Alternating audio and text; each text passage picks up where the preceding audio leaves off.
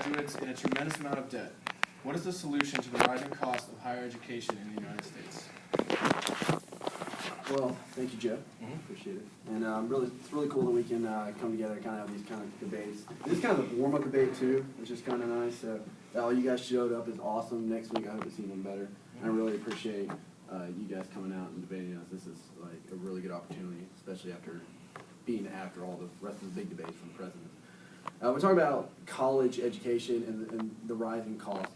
You first have to identify what most of these costs are coming from. They're administrative costs. A lot of them are. You've seen that tuition has been rising way quicker than the rate of inflation.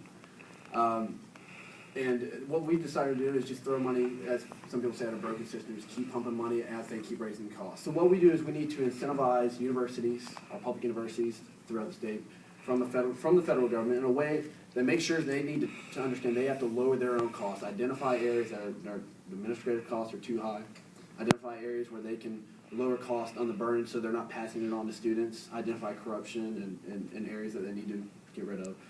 When it comes to affording college, though, the debt is incredible. And this is where there's a huge, stark difference when it comes to priorities such as education for college students that the Republicans and the Democratic Party have. The Democratic Party has prioritized education as an investment for our economic future. And that's understanding that pre this administration, that banks had all the controls over the interest rates for our loan system. They were essentially a middleman.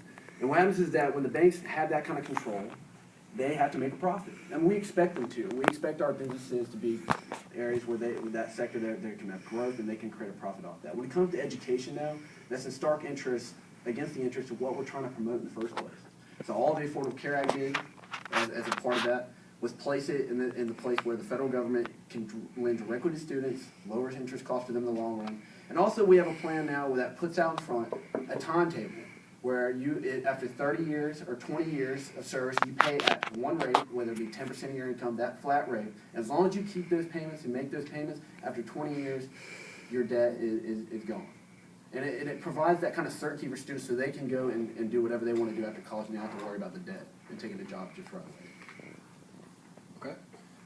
Republicans, you have 1 minute to rebuttal. Thank you for coming out. It's great to be here. In the past 4 years, tuition costs have gone up 25%. That's all across the board, gone up 25%. So for us, I think the number one thing we need to start with is lowering that back to where it was 4 years ago. And then we can go forth and discuss the debt. There's $1 trillion in student debts. That's the number one in consumer debt there is our student debts.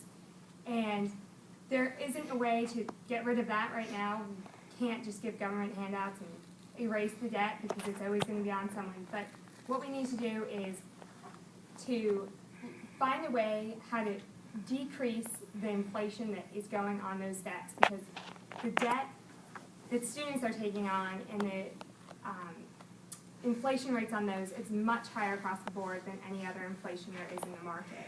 So we need to combat that by finding out where the increase is coming from and directly going through that. Okay. And Democrats, you have 1 minute if you'd like. That was the inflation rates for student rising costs for students. That has nothing to do with the rising tuition costs that going abroad. It's the same idea that we think like when we think of medical costs. What we can do, though, is identify those universities that are simply not going to do that. We can say that, listen, to a university, and we're going to provide particular, this set of loans, these sets of grants, these types of students, these high-performing students, and we're simply going to say that if you're not going to control your costs, if you're going to keep doubling them at the rate of inflation, doubling them more than you need to, and you keep adding all these administrative costs, then we can identify those and go, you will just not be able to participate. And so that's really the only way to handle that. I wasn't really sure what point you were trying to make on that kind of relationship. I don't think that relationship exists. Another thing that I didn't mention was the key importance on what's happened in the past 4 years of doubling the funding for Pell Grant, and how important that's going to be not only for low-income students, but for middle-income students, and being able to bridge the gap and be able to pay for college and move forward and move up the economic ladder. Okay. Very good. The next question we have.